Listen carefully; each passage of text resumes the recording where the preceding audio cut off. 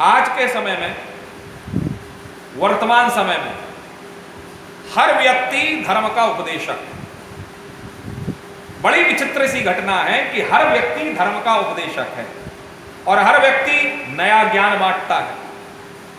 हर व्यक्ति धर्म की इतनी सुंदर व्याख्या करता है, लेकिन वो व्याख्या शास्त्र से मिली हुई हो तो ठीक है, ना मिली हो तो उसका तो अपना चल ही रहा है ज्ञान।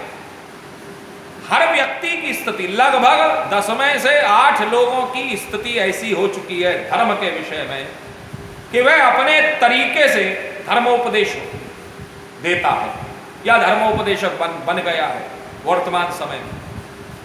यह मुझे इसलिए कहना पड़ रहा है आज, क्योंकि आज के समय में हर व्यक्ति मनमुखी हो गया है। यो शास्त्र विधि मुत्सर्ज्य, बड़ा सुंदर कहा गया है गीता में कि जो शास्त्र के विधि के विपरीत जाकर के कार्य करे, शास्त्र की मर्यादाओं को ना माने, जो अपनी शास्त्र की व्याख्याओं को अपने अनुसार करे, क्षमा कीजिए, वो व्यक्ति पूजन के योग्य नहीं है। और आज वर्तमान समय में यही हो रहा है इस कलयुग कि हर व्यक्ति ने अपने कथा का स्वरूप, कथा का प्रारूप, कथा की व्यवस्था अपने अनुरूप कर दी। उसने अपनी एक नई व्याख्या को जन्म दिया, उसने अपना उस कथा के मर्म का अपना एक नया चिंतन करके उसने अपना एक नया व्यवस्था कर दी। क्षमा कीजिए, ये कथा नहीं है।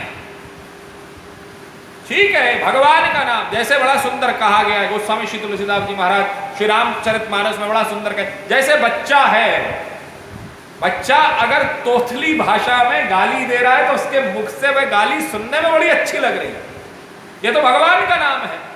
इस भगवान के नाम को लेने वाला कालनेमी भी, जो कालनेमी था, कालनेमी ने भी जब भगवान का नाम का आश्रय लिया, भगवान के भक्त का स्वरूप बनाया, स्वरूप बना करके भगवान के नाम का आश्रय लेकर के बैठ गया, तो हनुमान जी जैसे भक्त भी भ्रमित हो गए। हनुमान जी जैसे भक्त वह भी भ्रमित हो गए। तो आज के समय में अगर इन कथाकारों को सुन करके हम और आप लोग भ्रमित हो रहे हैं तो कोई ज्यादा बड़ी बात नहीं है, लेकिन आवश्यकता है कि आप लोग समझें, आप लोग जानें। मैंने अभी आज ही एक वीडियो का मैंने जो है दिया है उत्तर।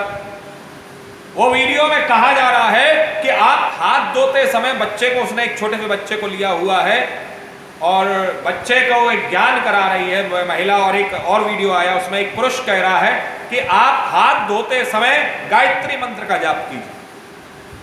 जरा विचार करिए, गायत्री मंत्र हमारे यहां पर कितना पवित्र मंत्र है, और ऐसा मंत्र है गायत्री मंत्र जिस मंत्र को सामान्य विधि के अंतर्गत में जो वैदिक ब्राह्मण है, जिसका यज्ञोपवीत संस्कार नहीं हुआ है, यहां तक कि हमारे आचार्य लोग, सनातन धर्म के मर्म को जानने वाले जो कर्मकांडी आचार्य लोग हैं, जो कर्मकांड को प्रतिपादित करते हैं, ऐसे आचार्य लोग जब इसका पाठ भी करते हैं तो ये शुक्ल यजुर्वेद की संहिता, रुद्र संहिता के अंतर्गत में जब यह मंत्र आता है तो वह लोग उस मंत्र को मन ही मन मौन होकर के जपते, उसका पाठ करते। शुक्ल यजुर्वेद संहिता के, रुद्र संहिता के अंतर्गत में बड़ा सुंदर वह मंत्र आता है, ओम भूर्भुवः स्वः। जैसे ही वो मंत्र आया वैसे ही ब्राह्मण, हमारे आचार्य लोग मौन हो जाते, और मौन होकर के उस मंत्र का जो है पाठ कर। अर्थात जरा विचार करिए, जैसे गायत्री महामंत्र के विषय में इतनी बड़ी बात कही जा रही है कि ये सामान्य प्रक्रिया के अंतर्गत में जपने का मंत्र नहीं है। वो मंत्र अलग होंगे जो आप हर जगह पर आप, वो वैसे तो हर मंत्र की अपनी एक मर्यादा है, हर मंत्र की अपनी एक व्यवस्था है, लेकिन आजकल के कुछ तथाकथित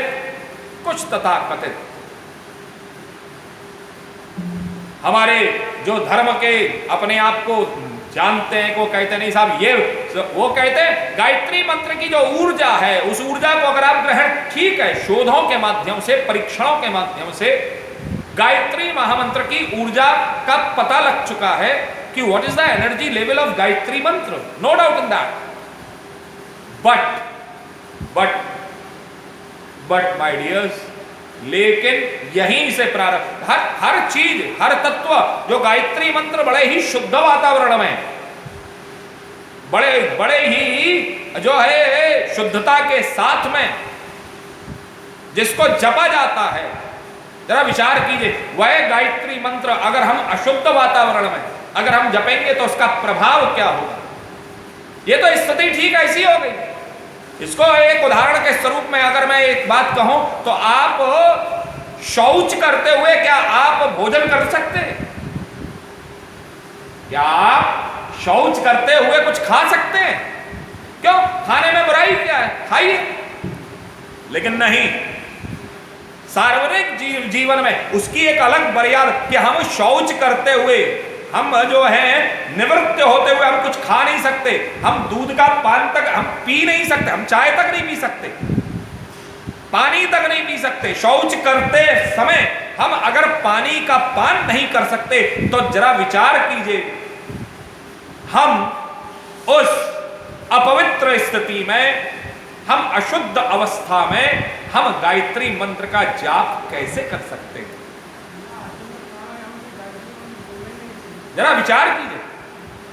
हमारे यहां पर आचार्यों ने एक व्यवस्था निर्धारित, ये एक साधारण मंत्र नहीं है, ये एक ऐसा मंत्र है जो अगर आपके शरीर के ऊपर सकारात्मक ऊर्जा अगर दे रहा है तो कहीं ऐसा ना हो कि हम सकारात्मक ऊर्जा को लेते हुए कहीं, हर मंत्र की अपनी एक व्यवस्था है, हर मंत्र हमको एक सकारात्मक ऊर्जा हमको देता है। और आज के समय में चूंकि हमको मालूम नहीं है उस मंत्र का अर्थ क्या है, उस मंत्र को जपने का नियम क्या है, उस मंत्र को जो है धारण करने की व्यवस्था क्या है, और चूंकि जब हमको उन मंत्रों को धारण करने की, जपने की, उनके बारे में हमको शुद्धता का आचरण करने की जब हमको व्यवस्था नहीं मालूम है और हम इन सब अनजान होने के कारण से जब हम इन मंत्रों को जपते हैं या हम करते हैं अशुद्ध वातावरण में, अशुद्धता के साथ में, अपवित्रता के साथ में, अमर्यादित होकर के, तो कहीं ना कहीं उनका प्रभाव सकारात्मक नहीं पड़ता साहब, उसका प्रभाव नकारात्मक पड़ता, इसका प्रभाव नकारात्मक पड़ता है। मंत्र हमारे यहां ऊर्जा का प्रतीकात्मक है।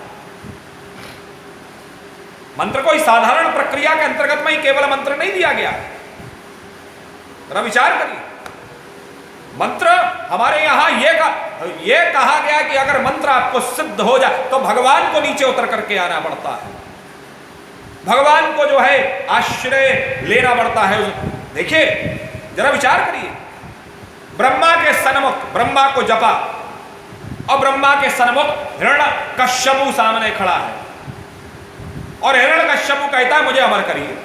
ब्रह्मा ने कहा मेरे पास में साहब ये नहीं है, मैं नहीं कर सकता, जब मैं ही अमर नहीं हूं तो मैं तुझे कैसे अमर कर दूं, तू कुछ और मांग। अब वो मांगने बैठता है। क्या ब्रह्मा जी उस समय पर ये मना नहीं कर सकते थे? ब्रह्मा जी ये नहीं कह सकते थे नहीं मैं नहीं दूंगा, कि तू दिन में ना मरे मैं रात, वो कह रहा है मैं दिन में ना मरूं, मैं रात में ना मरूं, मैं अंदर ना मरूं, मैं बाहर ना मरूं, मैं अस्त्र से ना मरूं, मैं शस्त्र से ना मरूं, मैं पशु से ना मरूं, मैं पक्षी, आपकी बनाई हुई सृष्टि के अंतर्गत में किसी से ना मरूं, यहां तक कि 12 महीने में ना मरूं। तो ब्रह्मा जी कह नहीं सकते थे नहीं मैं तुझे नहीं दूंगा, ये सब कह सकते थे या नहीं कह सकते? मन में प्रश्न उठता है। और ये प्रश्न मुझसे एक बड़ा सुंदर ये प्रश्न एक व्यक्ति ने मुझसे किया कि अरे भगवान तो मना कर सकते थे, क्यों से दे दिया इतना सारा वरदान? नहीं कर सकते थे क्योंकि वह मंत्र के अंतर्गत में बंधे हुए हैं। और भगवान जब वो मंत्र के अंतर्गत में बंधे हुए तो जिसने आह्वान की, हिरण्यकश्यपु राक्षस था, रावण राक्षस था, कुंभकर्ण राक्षस था, ब्रह्मा जी का आह्वान किया, मंत्र के अंतर्गत में ब्रह्मा जी को बुला लिया और मंत्र के अधीन करके जो उसने मांगा सो से प्राप्त हुआ मंत्र के अंतर्गत में। तो मंत्र इतनी सुंदर व्यवस्था करता, जरा विचार करिए, चाह करके भी वो आशीर्वाद देने वाला अगर वह सामर्थ्यवान है तो वह मना नहीं कर सकता। ऐसे प्रमाण मिलते हैं। भस्मासुर भगवान शंकर को प्रसन्न कर लिया और भगवान शंकर को प्रसन्न करके उसने कहा कि महाराज ऐसा आशीर्वाद दीजिए कि मैं जिसके ऊपर हाथ रखूं वही व्यक्ति भस्म हो जाए। भगवान शंकर ने कहा था, क्या भगवान शंकर मना नहीं कर सकते थे? कर सकते थे, लेकिन चूंकि वह उस व्यक्ति ने, जापक ने, साधक ने उस मंत्र को जपा सिद्ध किया और उस सिद्धता के अंतर्गत में उसने भगवान को अपने मंत्र में बांध लिया। अब वह जो मांगता है भगवान को देना पड़ेगा, राजी राजी गैर राजी, भगवान को देना पड़ेगा। भगवान देते भी हैं, भगवान ने भस्मासुर को दिया, भगवान शंकर, वो बात अलग है, भगवान बाद में भागे बेचारे। नारायण ने मोहिनी अवतार जो है एक बड़ा सुंदर स्त्री का अवतार लेकर के भगवान शंकर को बचाया है, जरा विचार करिए। ऐसा नहीं है, लेकिन आज के समय में कुछ तथाकथित लोग अपने मनमुखी होकर के कहते नहीं साहब मंत्र जपने की कोई मर्यादा नहीं होती। कौन कहता है? गुरु गीता पढ़िए ना आप लोग गुरु गीता पढ़िए। गुरु गीता में आपको पता लगे 5 अध्याय भगवान शंकर के, उन भगवान शंकर के 5 अध्याय में मंत्र की व्यवस्था, मंत्र के, अरे यहां तक कहा गया केवल मंत्र की व्यवस्था नहीं है साहब, जिस आसन पर बैठ करके आप मंत्र को जपते हैं वो आसन कैसा होना चाहिए, वो आसन कैसा होना चाहिए, यह भी बतलाया गया।